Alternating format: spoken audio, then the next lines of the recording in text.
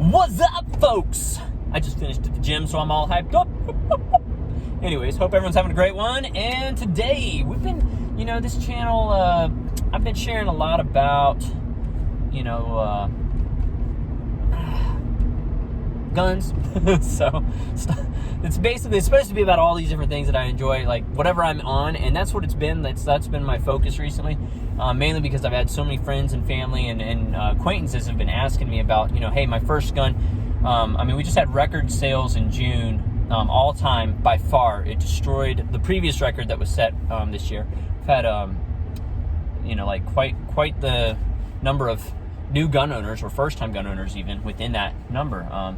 So I'm super pumped about that. I think it's great. I think first thing people need to do is, one, really learn your weapon, understand that it's literally just a tool and it's only as good as the person utilizing the tool. Okay, so at the end of the day, you got to get plenty of training, and then you got to stay up to par with your training. You can't just go ahead and go get proficient and then stop and not keep up. It is a perishable skill. That being said, another part of this just being prepped up and ready for life to happen, as well as just enjoying life, I think is that physicality side, like that health and wellness aspect. And I've had a lot of people ask me questions about stuff like that, even though I'm not that big of a guy yet. Working on it. It's a process. Even though that's not where I'm at yet, I have improved quite a bit from where I started a few years ago. So the long story short, I hadn't really worked out for like 10 years, and I was hiking in Iceland with a buddy of mine on a trip. He was doing a trip around the world for a couple years and all this crazy stuff. It was awesome. But at the beginning of the trip, he went to Iceland first, and I got to go with him and hang out with him for a whole week, and we did that.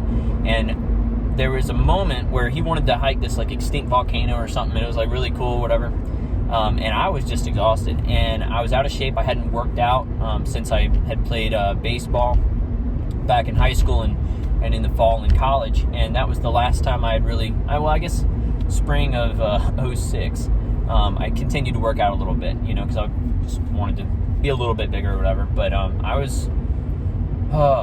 think I was 165 pounds when I graduated high school, and I'm about 6 feet tall, just under 6 feet. So yeah, right now I weigh 199 if you want to get technical today. So 200 pounds. I hang right around there, 195 to 205, somewhere there, so 200, give or take, depending on the time of year. And so I say all that to say, when I started lifting a few years ago, I didn't lift for a long time, and that trip in Iceland really woke me up. I was like, man, I can't believe I'm so out of shape that I don't want to do this. This would be epic. It'll be fun. And I did it because, he was like, come on, we need to do it. So I did it. But if I had been there by myself, I don't think, I'm 99% sure I would not have done that. Okay. And that bothered me. I was like, okay, we got to do something about this. I cannot do this. This is in my 20s. I'm 32 now. I'm like, oh my goodness. So I think I was about 27, 28 at the time.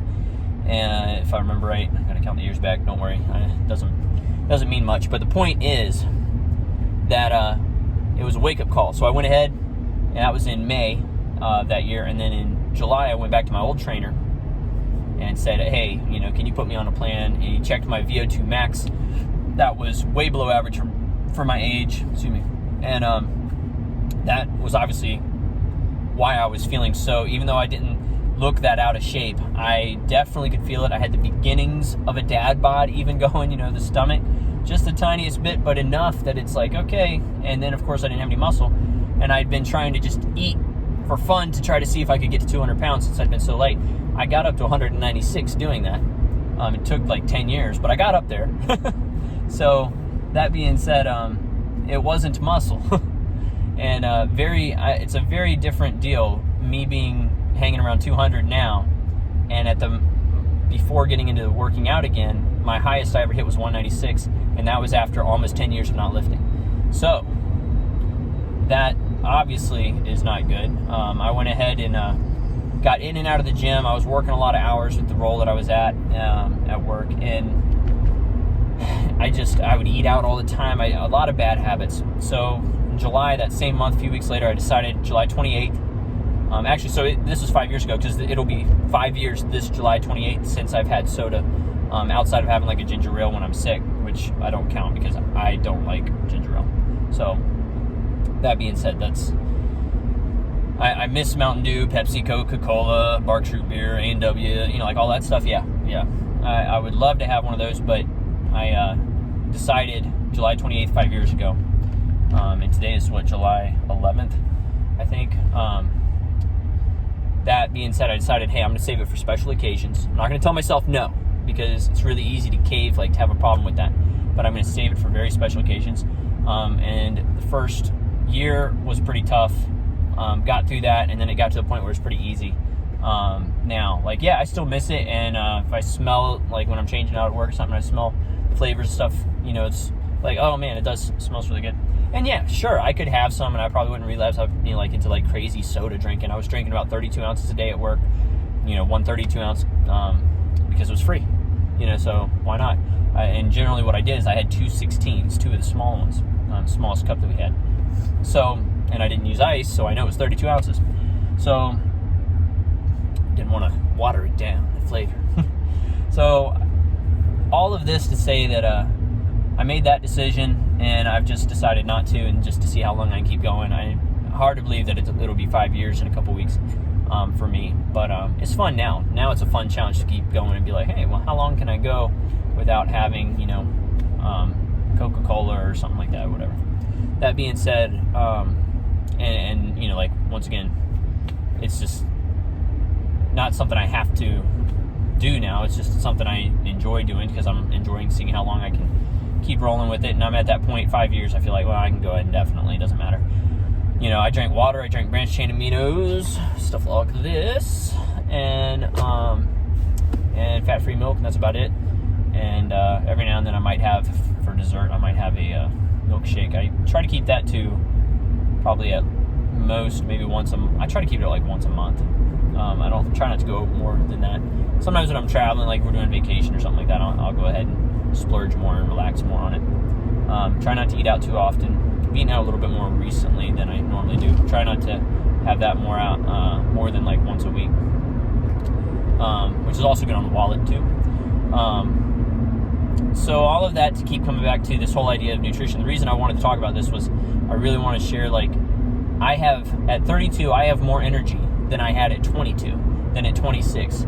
I have vastly more size, strength, and it's just, it's great. It really is a good feeling to be able to know that I'm doing even better at these ages, at this age than I am previously. And then just look ahead to see some of these guys, even in their 60s and 70s, to see how strong they can stay and healthy without having to go too crazy overkill. Like it's great to go in and count your calories and do all this stuff. And I recommend everyone does this at least a couple weeks, at least once a year, just because it's a good refresher on, hey, what am I actually doing? And subconsciously, after a couple weeks of doing it and meticulously, no exceptions, everything, writing it down, keeping track, all of it. Then once you've done that a couple weeks, you really do get an idea of, wow, okay, portions. You start to get a good idea of it.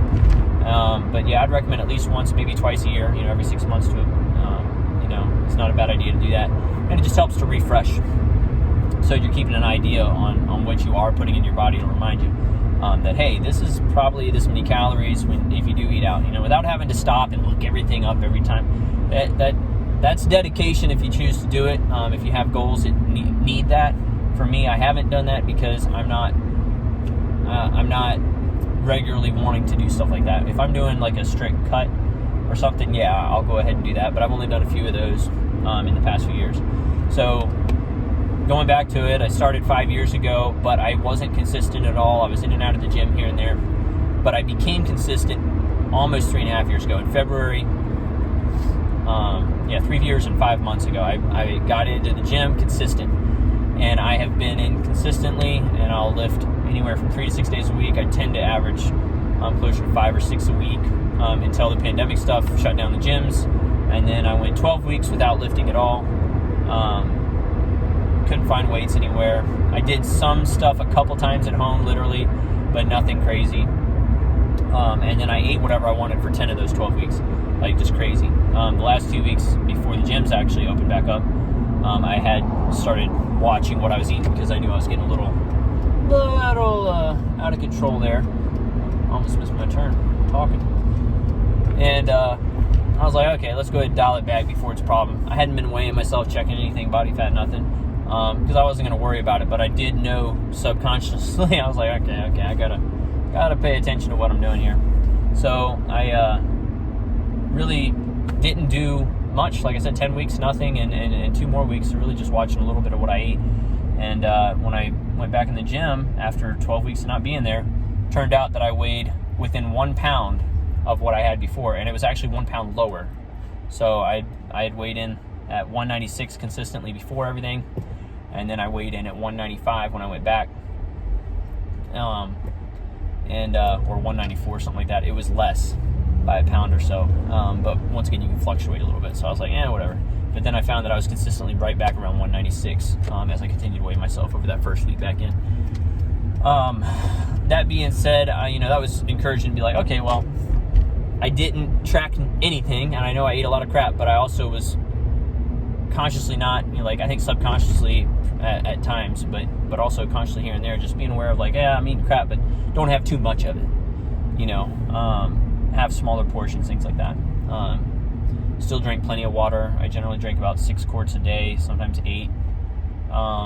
Depends on the workout, and also on the work day. Work days I drink a lot more water. So I'd say the days I'm off, I have to remind myself to drink more, depending on what I'm doing. If I'm really busy on the go, I'd still drink as much. But if I'm at home and doing editing and stuff, sometimes I'll only drink 3 quarts or so.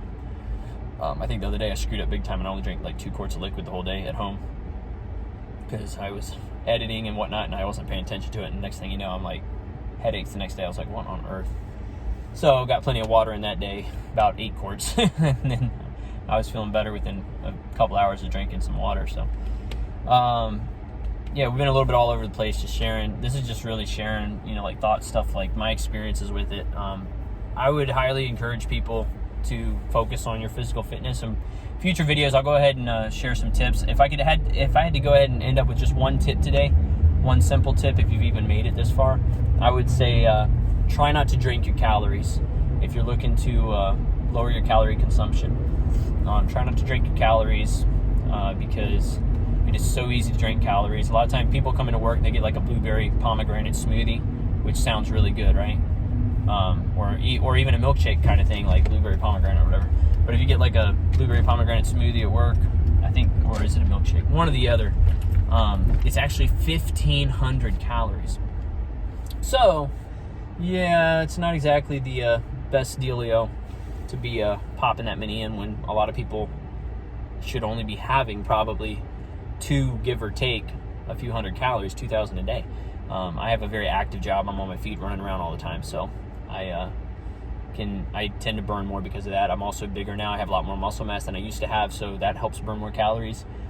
And I hang right around 16% body fat on purpose because even though I like to go ahead and be down lower, I'm stronger at 16% to 17, somewhere in there.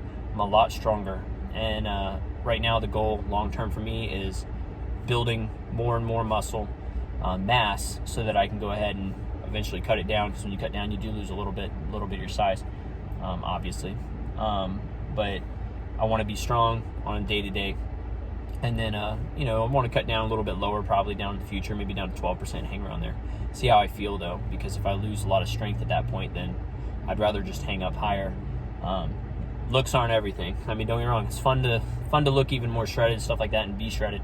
But, I've never gone down to the single-digit stuff or any of that. I know guys who have. They look great. It's incredible. But for me personally, where I'm at right now in life, I also want to be able to be functional at my potential. And that, for me, is higher because the lowest I've done is 13%. And, you start to see, like, veins in the chest and all that, which is great. But, I mean, depends on what you like. It's a little bit of a badge of honor for me. I'm like, yeah, that's awesome. But you definitely can notice a difference. Last time I did that, I definitely noticed a difference in my strength. Now, I was able to hike a lot better. It's a lot lower weight. I dropped 26 pounds for that. And I was down to 178 for a buddy's wedding out in Colorado for hiking and stuff. So, Okay, well, I need to get rolling. Once again, that tip, try to watch what you're drinking as far as calories. Try not to be going crazy with calories on drinks. And then if you're going to drink something soda, for those of you who drink alcoholic beverages, things like that, treat them like dessert. Don't get to, don't have dessert and soda or dessert and alcohol and stuff like that if it's going to have a lot of calorie stuff in it. That'll help you a lot. As far as that alone, honestly, for a lot of people helps cut down if you drink more water and less of that stuff. And you can drink BCAAs. I don't like water by itself a lot of the time. I like flavor stuff, so drink a lot of BCAAs. You can sip on those throughout the day, but don't get the kind with caffeine in it if you're going to sip on them all day long.